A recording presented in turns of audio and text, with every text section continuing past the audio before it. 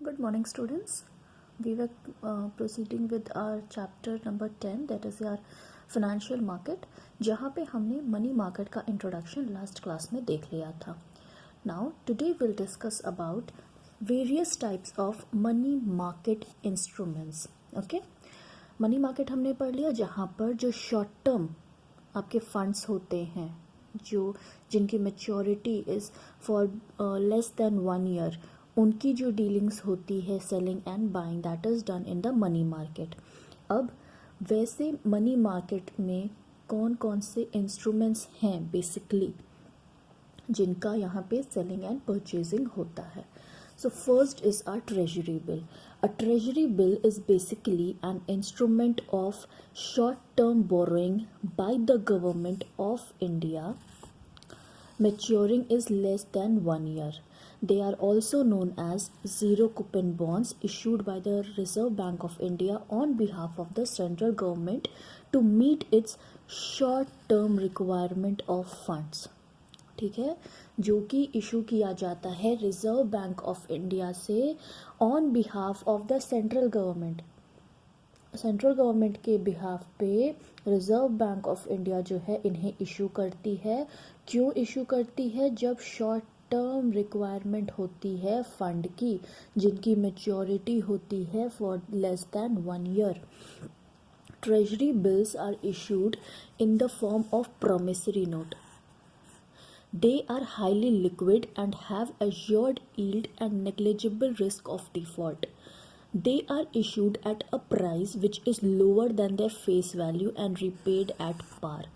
इसमें क्या होता है, प्रॉमिसरी नोट की तरह ये इंस्ट्रूमेंट जो होते हैं वो आपके इशू किए जाते हैं, लेकिन इनकी जो इशूइंग प्राइस होती है that is low than the face value and it is repaid at par.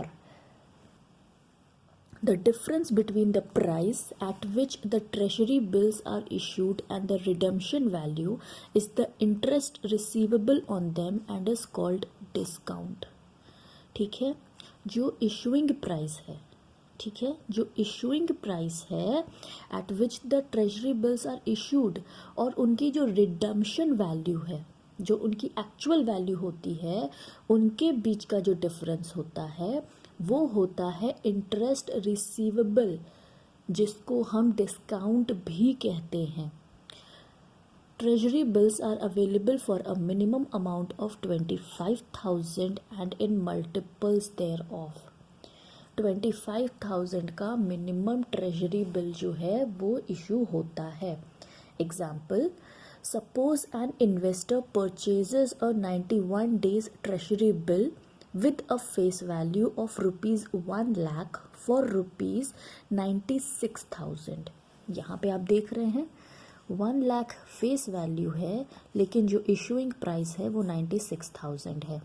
By holding the bill until the maturity date, the investor received rupees 1 lakh. The difference of rupees 4,000 between the proceeds received at maturity and the amount paid to purchase the bill represents the interest received by him.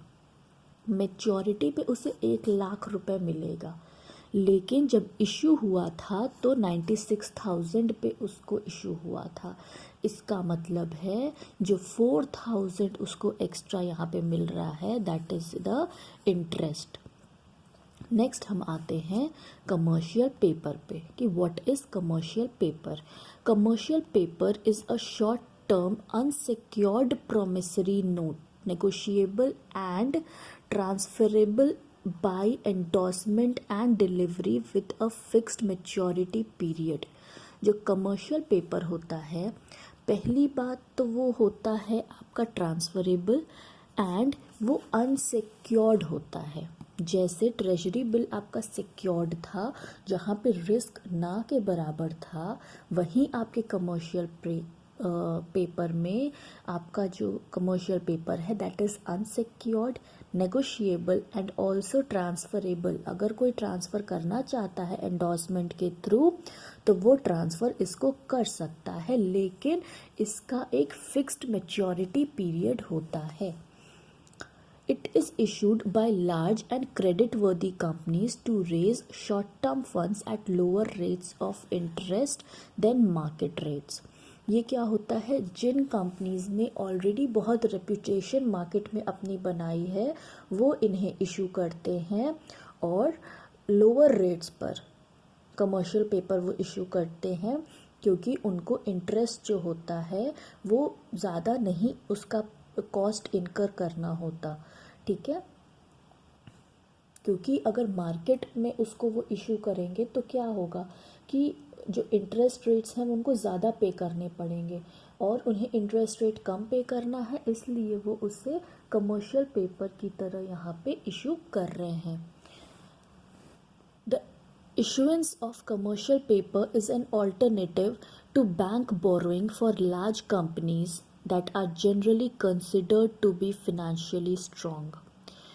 जो commercial paper है, अगर कोई एक firm है वो तो basically bank से जाकर फंड्स को जो है बोरो कर सकते हैं, लेकिन कमर्शियल पेपर उनके लिए बहुत अच्छा सोर्स है रेजिंग ऑफ फंड्स का, जिनका मार्केट में एक अच्छी क्रेडिबिलिटी है, जिनका बहुत अच्छा नाम है, उनके लिए बहुत अच्छा ऑल्टरनेटिव है कि वो बैंक के पास ना जाकर कमर्शियल पेपर्स इशू कर दे मार्केट में और अपने फंड्स को वो वहाँ से रेज कर ले। It is sold at a discount and redeemed at par. जो कमर्शियल पेपर जब सेलिंग की जाती है तो डिस्काउंट पे की जाती है और जब रिडम्पशन होता है उनका तो वो फुल पेमेंट फुल पार पे होती है, पूरी वैल्यू पर होती है। The original purpose of commercial paper was to provide short term funds for seasonal and working capital needs. For example, companies use this instrument for purposes such as bridge financing. कभी कभी क्या होता है कि कुछ बिजनेस ऐसे होते हैं जिनका एक सीज़न होता है, जिनके एक पीक सीज़न होता है, तो उस टाइम पे जब इन्हें फ़ंड्स की ज़रूरत पड़ती है तो उस टाइम पर ये कमर्शियल पेपर से ईजिली फ़ंड्स को रेज कर सकते हैं। Next, we move on to call money. What is call money? Call money is short-term finance repayable on demand with a maturity period of 1 day to 15 days, used for interbank transaction.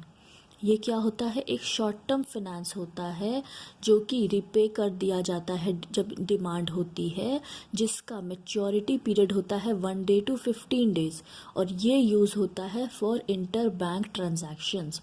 Commercial banks have to maintain a minimum cash balance known as cash reserve ratio. The Reserve Bank of India changes the cash reserve ratio from time to time, which in turn affect the amount of funds available to be given as loans by commercial banks. ठीक है, हमें ये पता है कि commercial banks जो होते हैं उनको आरबीआई ने गाइडलाइन दिया है कि आपको हमेशा अपने पास एक लिमिटेड अमाउंट में कैश रिजर्व रेशियो मेंटेन करना पड़ेगा। आपके पास हमेशा कैश एक लिमिटेड अमाउंट में लिक्विड फॉर्म में आपके पास होना चाहिए, और जो वो सीआरआर है, जो कैश रिजर्व रेशियो है, वो फिक्स करता है आरबीआई, और आरबीआई क्या करता है, उस रेशियो को टाइम टाइम पे फ्लक्चुएट करते रहते हैं। तो इसकी वजह से क्या होता है, कई बार कमर्शियल बैंक्स के पास फंड्स जो हैं उस सीआरआर के अलग से कैश बहुत कम रह जाते हैं। उस केस में call money is a method by which banks borrow from each other to be able to maintain cash reserve ratio. उस टाइम पर क्या हुआ, कोई एक बैंक है, उसके पास जो है कैश इतना अभी अमाउंट में नहीं है अवेलेबल, और वो चाहते हैं कि वो वहाँ पे मार्केट में भी फंड्स प्रोवाइड करें। सो व्हाट दे डू कि वो जो होते हैं, जो रेस्ट ऑफ द बैंक्स हैं, उनसे क्या करते हैं कि वो बोरोइंग करते हैं अपना ये रिजर्व को मेंटेन करने के लिए। The interest paid on call money loans is called the call rate. अब जब वो बोरो करते हैं तो इस पे जो बोरोइंग पे जो इंटरेस्ट रेट वो पे करते हैं, that is called the call rate. It is a highly volatile rate that varies from day to day and sometimes even from hour to hour. क्यों डे टू डे या are to are ये fluctuate करता है, क्योंकि जो call money है उसका जो ड्यूरेशन है that is of 1 day to 15 days maximum. इसीलिए इसका इतना ज़्यादा फ्लक्चुएशन होता है। There is an inverse relationship, इसको अच्छे से देखिएगा, there is an inverse relationship between call rates and other short term money market instruments such as certificate of deposit and commercial paper. कैसे? A rise in call money rates makes other sources of finance such as commercial paper and certificates of deposit cheaper in comparison for banks to raise funds from these sources। कैसे?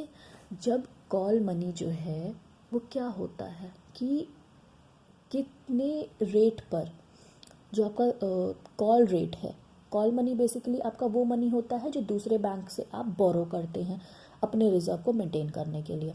अब उस पे एक लगता है आपका call rate, ठीक है। अब कॉल रेट का और जो बाकी आपके रेस्ट आपके जो मनी मार्केट इंस्ट्रूमेंट्स हैं उनके साथ एक इन्वर्स रिलेशनशिप चलता है। जहाँ आपका कॉल रेट ज़्यादा हुआ, हायर हुआ, तो फिर कोई बैंक जो है वो क्यों ज़्यादा रेट पर फंड्स को रेस करने की सोचेगा या बोरो करेगा? वो सोचेगा कि ठीक है, हम अपने शेयर्स को इशू कर देते हैं, हम शॉर्ट टर्म फंड्स के लिए बेसिकली चले जाते हैं। Why to give more, why to pay more? So there is an inverse relationship कि जहाँ अगर कॉल रेट ज़्यादा हुआ तो जो रेस्ट ऑफ द इंस्ट्रूमेंट्स हैं उनको इसका बेनिफिट मिल जाता है। Next point is our certificate of deposit. Certificate of deposit are unsecured negotiable short-term instruments in bearer form issued by commercial banks and development financial institutions. They can be used to individuals, corporations and companies during periods of tight liquidity when the deposit growth of bank is low but the demand for credit is high. ये certificate of deposit क्या होता है? ये एक unsecured negotiable और short term instrument होता है जो कि कमर्शियल बैंक और जो डेवलपमेंट फाइनेंशियल इंस्टीट्यूशंस होते हैं वो इसको इशू करते हैं।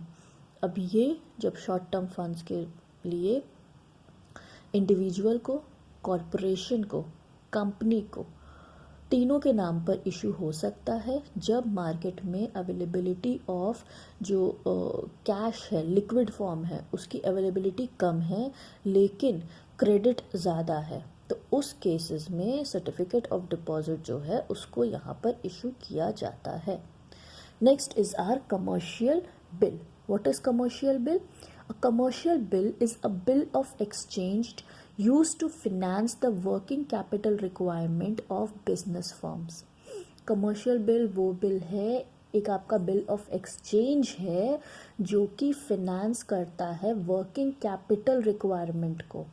It is short-term negotiable self-liquidating instrument which is used to finance the credit sales of firms। When goods are sold on credit, the buyer becomes liable to make payment on specific date in future। ये bill of exchange basically क्या होता है? जब एक time पर किसी ने purchase कर दिया लेकिन he is not able to pay the amount at that time, so he promise to pay the amount in future time. तो बिल ऑफ एक्सचेंज वहाँ पे मेंटेन होता है जहाँ पर जो बायर है एंड बाई है ये दोनों बिल ऑफ एक्सचेंज को वहाँ पे रेडी करते हैं, दोनों की वहाँ पर साइन होती है and the date is mention on which the the payment will be made. अब जब बिल ऑफ एक्सचेंज इशू हो रहा है और उसके बिहाफ पर जब बाइंग एंड सेलिंग हो रही है तो उसमें क्या होता है, जो बायर है वो तो स्पेसिफाइड डेट उसके बिल ऑफ एक्सचेंज पे मेंशन्ड है, so he is liable, he is bound to pay the amount on that date.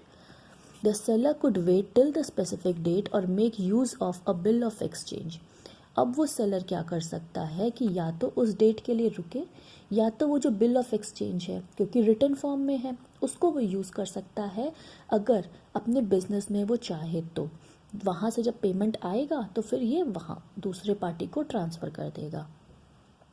The seller, drawer of the goods, draw the bill of exchange and the buyer that is drawing accept it। जो seller है वो बनाता है bill of exchange और जो buyer है वो उसको एक्सेप्ट करता है। On being accepted, the bill becomes a marketable instrument and is called a trade bill। जब एक्सेप्टेंस हो गया उसका तो वो बन जाता है एक trade bill. This bill can be discounted with a bank if the seller needs funds before the bill matures. अब क्या होता है कि अगर सेलर को मैच्योरिटी के पहले अमाउंट चाहिए तो वो इस पे बैंक, क्योंकि एक मेंशन होता है तो वहाँ से इसको डिस्काउंट भी करा सकता है कि ठीक है हम इतने परसेंट का डिस्काउंट जो है इस पे दे सकते हैं अगर हमें अभी कुछ टाइम में अगर हमारा पेमेंट होता है तो। When a trade bill is accepted by commercial bank it is known as commercial bill. यही जो आपका ट्रेड बिल होता है when it is accepted by commercial bank, तब इसको हम कह देते हैं आगे जाकर कमर्शियल बिल। अब इसके रिगार्डिंग एक केस स्टडी है जो हम कल पढ़ेंगे and then will resume with capital market.